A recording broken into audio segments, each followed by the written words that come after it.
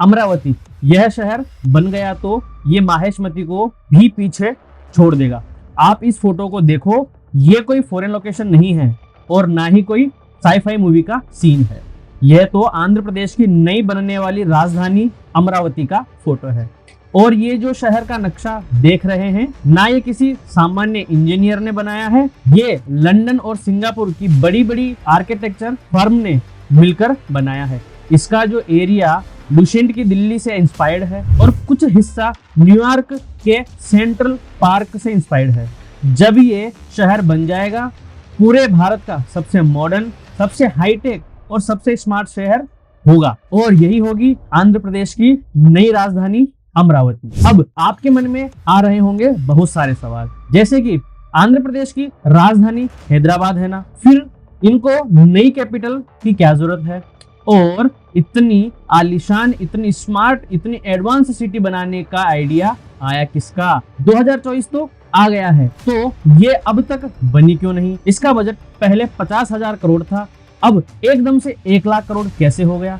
और इसको लेकर आंध्र प्रदेश की सियासत में क्या गर्मा गर्मी हुई है? इन सब के लिए पैसा कहां से आएगा? इन सब के लिए जमीन कहां से आएगी? तो आप सभी जानते हैं कि ये मिलीजुली सरकार चल रही है और इसकी नींव शायद अमरावती ही है। अमरावती कैसे, वीडियो के अंत में बताऊंगा। और यह अमरावती शहर हमारी करंट मोदी सरकार के लिए बहुत बहुत ज्यादा इंपॉर्टेंट है। इस शहर के बनने और ना बनने से सरकार का चलना और ना चलना भी जुड़ा हुआ है। वो कैसे, वीडियो के अंत में बताऊंगा। यह अमरावती शहर की कहानी किसी साउथ की एक्शन मूवी जैसी है। इसमें ड्रामा है, ट्विस्ट है, पॉलिटिक्स है, हीरो है, विलन है और पुनर्जन्म भी है। बहुत कुछ है, तो जानते हैं इसकी पूरी कहानी। तो वीडियो को लाइक, कमेंट जरूर करें और चैनल पर पहली बार आए हैं तो सब्सक्राइब भी जरूर करें।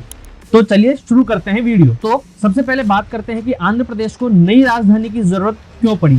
तो आंध्र प्रदेश में काफी समय से मांग उठ रही थी कि तेलंगाना राज्य अलग करो, अलग करो, और 2014 में ये मांग पूरी हो गई और आंध्र प्रदेश से तेलंगाना को अलग कर दिया गया। अब जिनको तेलंगाना चाहिए था उनको मिल गया तो उन्हें बहुत खुशी हुई, लेकिन बहुत सारे लोग थे जिनको आंध्र प्रदेश का ये बंटवारा बिल्कुल भी अच्छा नहीं लगा और उनको तो घाव हो गया, क्योंकि एक राज्य उनसे टूटकर अलग हो गया। और उस घाव पे नमक तब लगा जब उन्हें पता चला कि हैदराबाद तो तेलंगाना को मिलेगा और आंध्र प्रदेश को नई राजधानी बनानी पड़ेगी और नई राजधानी ढूंढनी पड़ेगी। 2014 में कहा कि हैदराबाद 10 साल तक तेलंगाना और आंध्र प्रदेश की कॉमन राजधानी रहेगी, पर 10 साल बाद यानी 2024 में तेलंगाना अलग हो जाएगा और आंध्र प्रदेश को खुद की राजधानी बनानी पड़ेगी। और उस समय मतलब 2014 में मुख्यमंत्री थे हमारे चंद्रबाबू नायडू जी। तो उन्होंने कहा कि आंध्र प्रदेश की जनता को तुम टेंशन बिल्कुल मत करो, हम दूसरा शहर बना लेंगे और हैदराबाद जितना ही डेवलप कर देंगे। तो फिर उन्होंने डिसाइड किया कि कृष्णा नदी के साउथ में 217 किलोमीटर का एक जो एरिया है, उस एरिया पर वो बनाएंगे अपनी नई राजधानी, जिसे नाम दिया अमरावती। प्लस आज तक कि जितने भी अच्छे शहर बने हुए हैं वो सभी नदियों के किनारे बने हुए हैं। इससे वे समृद्ध हैं, वो व्यापार के लिए भी होते हैं और जनता के लिए भी होते हैं। तो इन सभी चीजों को ध्यान रखते हुए ये एरिया आइडेंटिफाई किया और लंदन की कंपनी को हायर किया, सिंगापुर की कंपनी को हायर किया और इनके साथ उनकी आर्किटेक्चर फर्म का एक कंजोडियम बनाया गया और कहा सब मिलजुल कर एक प्लान बनाओ और बढ़िया सा प्लान बनाओ। इस प्लान की क्या क्या खासियत थी तो चलिए जानते हैं। ये पूरा शहर 3 भागों में बांटा, क्योंकि राजधानी है तो सरकार की सारी चीजें यहीं रहेंगी, इसलिए एक एरिया बनाया फॉर कैपिटल एरिया, एक एरिया बनाया गया कैपिटल सिटी, एक को बोला गया कैपिटल रीजन। तो यहाँ पर गवर्नमेंट के जितने भी मुख्य ऑफिस है, जैसे कि आंध्र प्रदेश की विधानसभा, हाई कोर्ट, सचिवालय और जितने भी प्रमुख अफसर और प्रमुख डिपार्टमेंट के ऑफिसर्स है, सब यहीं पर एक ही जगह रहेंगे, ताकि आंध्र प्रदेश का जितना भी काम हो अमरावती जाके एक बार में ही हो सके। इसके अलावा 9 अलग अलग जोन बनाए, तो एक सिटी मीडिया को डेडिकेट किया, कुछ फाइनेंस को, कुछ जस्टिस को, और ऐसे अलग अलग जोन बनाए। ऐसे अलग अलग एरिया को डेडिकेटेड करके 13 जिलों को प्रेजेंट करने के लिए 13 प्लाजा बनाए गए और 22 किलोमीटर लंबा रिवर फ्रंट था, जिससे इसकी ब्यूटी और ज्यादा बढ़ जाती है। इस पूरे शहर का 60% एरिया ग्रीनरी, हरियाली, पानी और नेचर के लिए छोड़ दिया गया। सारा प्लान करके बड़े ही खूबसूरत शहर का प्लान किया गया और फिर जब प्लान सामने आया तो बिल्कुल भोकाल टाइट हो गया और एकदम महेशमती स्टाइल बन गई अमरावती। इसका बजट बना 50,000 करोड़ रुपए और 2024 तक बन जाएगा। अब शहर बनाने के लिए जगह चाहिए थी। अगर नॉर्मल तरीके से जगह ली जाती तो सारी फॉर्मेलिटीज करने में ही 3-4 साल लग जाते। तो उस समय चंद्रबाबू नायडू जी ने एक भाषण दिया और सभी किसानों से रिक्वेस्ट की कि मैं तुम्हें ऑफर देता हूं, तुम अपनी इच्छा से एक नया शहर बसाने के लिए अपनी जमीन सरकार को दे दो। उसके बदले सरकार आपको जिस भी किसान की 1 एकड़ उपजाऊ जमीन है, नए शहर में उसको 1250 स्क्वायर फीट का रेजिडेंशियल और 450 स्क्वायर फीट का कॉमर्शियल स्पेस दिया जाएगा। लेकिन जिसकी ड्राई लैंड है उसको 1000 स्क्वायर फुट रेजिडेंशियल और 250 स्क्वायर फुट कॉमर्शियल एरिया दिया जाएगा। इसके अलावा इसको बनने में 10 साल लगेंगे। तो जिसकी गीली भूमि है उसको 50,000 रुपए सालाना का पेमेंट भी दिया जाएगा और जिसकी सूखी भूमि है उसको 30,000 रुपए सालाना पेमेंट किया जाएगा। तो भाई साहब किसानों के तो हो गए मजे और किसानों ने बोला कि ठीक है, साल का पेमेंट भी मिलेगा और जब शहर डेवलप हो जाएगा तो कॉमर्शियल रेजिडेंस स्पेस भी मिलेगा। और मैंने आपको शुरू में कहा था ना कि आपको पिक्चर की स्क्रिप्ट लगेगी, तो आगे सुनो। 29 गांव में 29,000 फार्मर्स ने अपनी 3,000 एकड़ जमीन सरकार को सौंप दी और ये सारा काम पूरा हुआ मात्र 100 दिन के अंदर अंदर। अब इसके लिए पैसा कहां से आएगा? तो सरकार को पैसा उगाने में किसी बात की टेंशन नहीं होती है।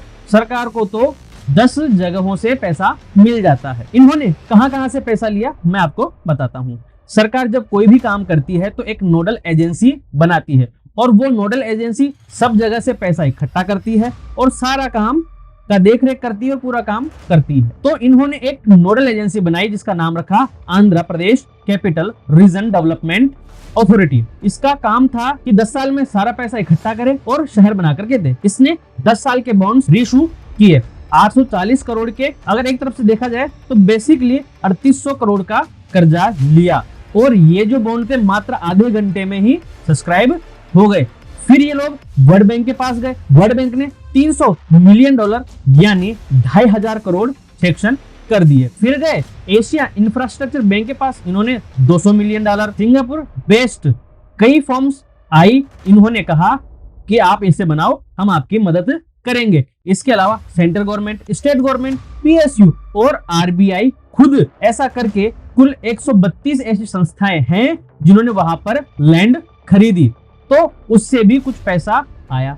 फिर इन्वेस्टर ने जम के पैसा लगाया तो जमीन आ गई, पैसा आ गया और विजन इनके पास पहले से ही था। तो अक्टूबर 2015 में मोदी जी ने इसका शिलान्यास भी कर दिया।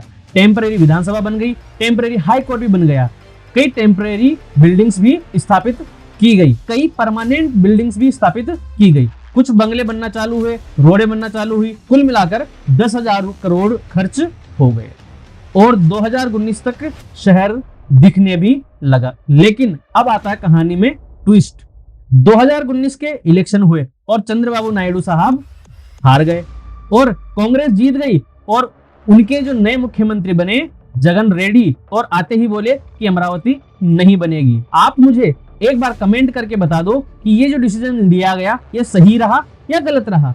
ये पॉलिटिक्स में जो होता है वो ऐसा ही होता है कि हमारी योजना तुम मत चलने दो और तुम्हारी योजना हम नहीं चलने देंगे। इससे कितना डिस्ट्रक्शन होता है मैं अभी आपको आगे बताता हूँ। जैसे ही ये नई सरकार आई तो अमरावती हो गया घोस्ट टाउन, मतलब भूतिया शहर। वहां पे से लेबर हो गई गायब, कोई मतलब ही नहीं है। जहाँ पे बड़े बड़े गार्डन बनने थे, बिल्डिंग्स बननी थी, वहां पे झाड़ियां हो गई। जो नींव डाली हुई थी वहां पानी भर गया। वहां पे पाइपलाइन वगैरह आप देखेंगे तो रोड पे पाइपलाइन पड़ी हुई है, चौड़ी चौड़ी सड़कें हैं, कोई आता जाता ही नहीं है। जितना भी मटेरियल साइड पे आया वो सारा वेस्ट हो गया। इन्वेस्टर ने जितना पैसा लगाया सबका पैसा लगभग डूब गया, तो हर व्यक्ति का मूड खराब हो गया। अमरावती तो लॉस्ट केस हो गया। सबसे बुरी हालत हुई किसानों की, क्योंकि सरकार ने आते ही सबसे पहले जो पेमेंट मिलता था वो बंद कर दिया। वो पेमेंट 5 साल तक तो किसानों को मिला और 6ठे साल में बंद कर दिया, क्योंकि अमरावती बनेगी नहीं तो उनको लैंड के बदले कुछ मिलेगा नहीं। तो सारे किसान हड़ताल करने लगे, धरना प्रदर्शन करने लगे। फिर कुछ समय बाद जो आंध्र प्रदेश की कोर्ट थी, कोर्ट ने बकायदा किसानों के हित में ही फैसला दिया, लेकिन जगन रेड्डी की सरकार ने उस समय कोर्ट का आदेश मानने से मना कर दिया और वो सुप्रीम कोर्ट चले गए और सोचा कि सुप्रीम कोर्ट में जाएंगे तो ना किसानों को फंड देना पड़ेगा और ना इसके बदले उन्हें कुछ मिलेगा। इन्वेस्टर का पैसा डूब गया, कॉन्ट्रैक्टर का पैसा भी डूब गया और अमरावती की कहानी हो गई समाप्त। लेकिन जैसा कि मैंने आपको बताया था कि ये तो पिक्चर है, तो यहाँ पर होता है हीरो का पुनर्जन्म। 4 जून 2024 को वापस चुनाव का रिजल्ट आया। अब की बार आंध्र प्रदेश में वापस आ गए चंद्रबाबू नायडू जी, और वापस आते ही उन्होंने अपना पहला बयान ये दिया कि अमरावती कैपिटल थी और अमरावती ही कैपिटल रहेगी। और इस बार तो मुझसे गलती हो गई कि मैं 5 साल लेट हो गया। अब की बार 2.5 साल में बनाकर इसको मैं फ्री करता हूं। और इनफैक्ट उन्होंने अमरावती एरिया में जाके और टेम्परेरी इंफ्रास्ट्रक्चर बनाकर के वहां पर शपथ ली कि देखो मैं यही शपथ लेता हूं और ये बना के दूंगा आपको अगले 5 साल के कार्यकाल में। और यही वो व्यक्ति हैं जिन्होंने हैदराबाद को भी डेवलप किया था। तो इसमें कोई डाउट नहीं है कि अमरावती डेवलप कर देंगे। अभी इस समय अमरावती में काम चल रहा है। वो जो पुराने झाड़ हो गए हैं उनको हटाया जा रहा है, कचरे को क्लीन किया जा रहा है, जहां जहां पानी भरा हुआ है सब पानी को निकाला जा रहा है और एक सर्वेयर देख रहा है कि क्या क्या चीजें बन गई हैं, कितना कितना डैमेज हुआ है, वो डैमेज कैसे ठीक होगा, कौन सी चीज दोबारा से बनानी पड़ेगी, कौन सी चीज रिपेयर होगी, वो पूरी प्लानिंग चल रही है। लेकिन अब एक बहुत बड़ा सवाल जो मेरे दिमाग में चल रहा है कि लैंड की व्यवस्था तो थी, पैसा कहां से आएगा, क्योंकि जो पुराना पैसा लगा वो तो भाई साहब लगभग आधा या उससे ज्यादा वेस्ट हो गया। पिछले 5 साल में रॉ मटेरियल, सीमेंट, स्टील सबके भाव बढ़ गए हैं। तो जो अमरावती 500 करोड़ में बननी थी अब उसकी कॉस्ट हो गई है 1 लाख करोड़ रुपया। वो कहां से आएगा? जो 38,000 करोड़ का लोन लिया था 2014 में 10 साल में चुकाने के लिए, उसको तो चुकाने का टाइम आ गया, 10 साल हो गए। प्लस आंध्र प्रदेश गवर्नमेंट की जो रेवेन्यू की हालत है वो भी ठीक नहीं दिखाई दे रही है, क्योंकि जो 5 साल जगन रेड्डी की सरकार रही वो सरकार इस वादे पे आई थी कि वो जनता को बहुत सारे बेनिफिट देंगे। तो पिछले 5 साल में 4,56,000 करोड़ रुपए वो अब तक बांट चुकी है। तो सरकार का खजाना तो खाली है।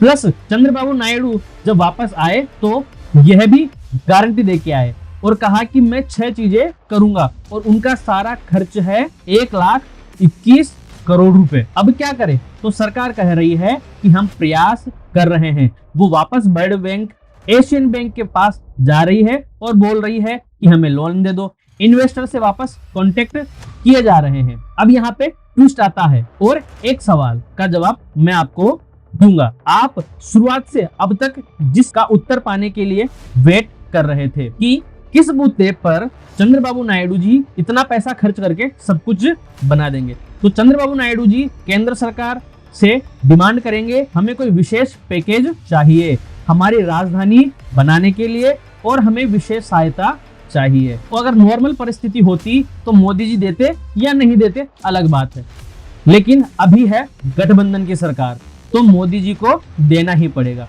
क्योंकि अगर फंड नहीं दिया तो सपोर्ट तो नायडू जी साहब के हाथ में ही है। तो अमरावती को सबसे बड़ा फंड जहां से मिलने की उम्मीद है वो है मोदी गवर्नमेंट, और अब की बार फंड आएगा और अमरावती बनेगी।